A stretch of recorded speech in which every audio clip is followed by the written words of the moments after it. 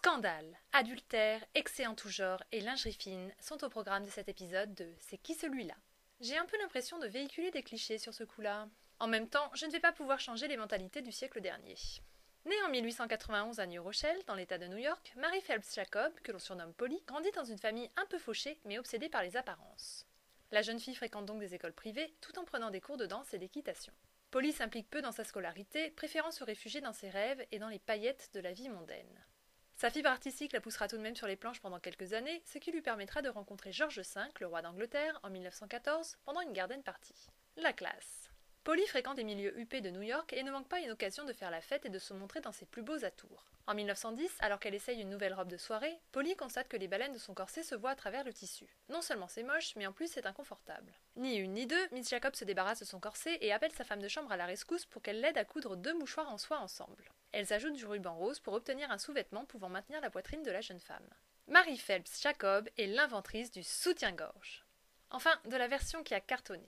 En effet, avant elle, en 1875, Susan Taylor Converse avait proposé une sorte de soutien-gorge en laine qui n'avait pas rencontré le succès. Pas plus que le sous-vêtement Bien-être d'Herminie Cadell en 1889, difficile à enfiler, ou la brassière de Marie Tuchek en 1893, très mal marketée.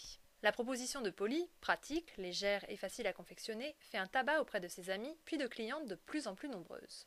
Certes, ce soutien-gorge a la fâcheuse tendance d'aplatir les seins, mais les poitrines plates étaient à la mode à l'époque. Jacob décide donc de breveter sa backless brassière en 1914 et commence à la vendre dans des boutiques de mode sous le nom de Caress Crosby.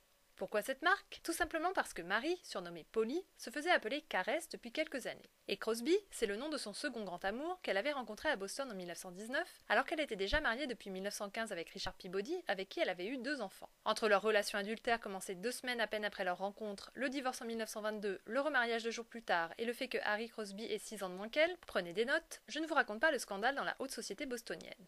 Mais peut-on lutter contre un coup de foudre? Surtout quand il a eu lieu dans le tunnel de l'amour d'un parc d'attractions? Pour fuir l'opprobre des bien-pensants, Marie, Polly, Caress et Harry déménagent à Paris puis s'installent dans un moulin à Ermenonville. Le Mill of Sun accueille de nombreuses fêtes où se retrouvent tous les amis du couple. Caress et Harry, qui n'est autre que le neveu de J.P. Morgan, le fameux banquier, commencent à écrire et à publier leurs ouvrages ainsi que les livres d'auteurs encore peu connus en France comme James Joyce, Ernest Hemingway ou D.H. Lawrence. À l'occasion, Caress dépanne Henry Miller, fauché mais surbooké, en écrivant à sa place un recueil de nouvelles érotiques. Rencontrant le succès, les Crosby fondent la maison d'édition Black Sun Press, s'achètent un cheval de course et voyagent en amoureux. Tout semble parfait pour nos 2 tourtereaux. Si on oublie leur pacte de suicide, le fait qu'ils se promènent en permanence avec les instructions pour leurs obsèques sur eux, et leur mariage libre qui, en 1929, conduira Harry dans les bras d'une jeune femme avec qui il se suicidera. Vous en voulez encore? Traumatisée par la Première Guerre mondiale, Caress passe tout son temps libre à sortir, à jouer et à boire, et trouve un soutien moral dans la consommation d'héroïne. Je vous avais promis du scandale et des excès, j'espère que vous n'êtes pas déçus. Allez, un petit dernier pour la route. En 1947, Caress, qui avait continué à publier seule après son veuvage et qui avait fondé les éditions Crosby Continental au passage, épouse son 3e mari, Selbert Young, un footballeur de 20 ans son cadet. Le bonheur vivrait-il à Cougar Town? Malheureusement non, car Selbert se met à boire et le couple divorce en 1950. Jacob Peabody Crosby Young part alors pour l'Italie où elle tente de créer une colonie d'artistes.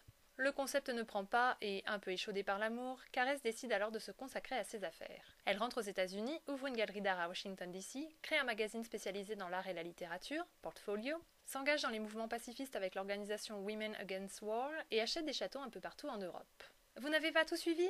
Ce n'est pas grave. Je vous renvoie vers The Passionate Years, une biographie écrite par Caress en 1953. Car j'ai moi-même un peu de mal à m'y retrouver dans la vie tumultueuse de l'inventrice du soutien-gorge. Ce dernier, dont le brevet avait été vendu pour 1 500 $ en 1917 par sa créatrice, devient très populaire pendant la Première Guerre mondiale, période durant laquelle le métal est principalement utilisé dans les usines d'armement. Quel rapport?